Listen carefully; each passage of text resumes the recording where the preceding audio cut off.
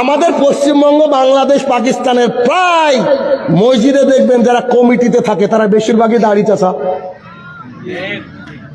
যদি আমার কথার সাথে আপনাদের এলাকার কারো কথা মিলে যায়, I am not sorry for that, তাকে বলছি শুধরা তাড়াতাড়ি। মসজিদ কার ঘর? তো আল্লাহর ঘরে শুকুর আলী কি করে ঢুকলো গো? শুকুর আলী বুঝেন না? আমি নাম রেখেছি, যারা খালি জুমার দিনে নামাজ আদায় করে এতে শুকুর আলী।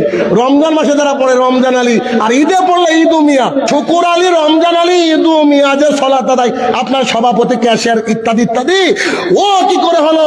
আল্লাহর ঘরে যারা দায়িত্বে থাকবে তারা মিনিমাম তাহাজ্জুদ না পড়লেও 5 ওয়াক্তের মুসল্লি হবে।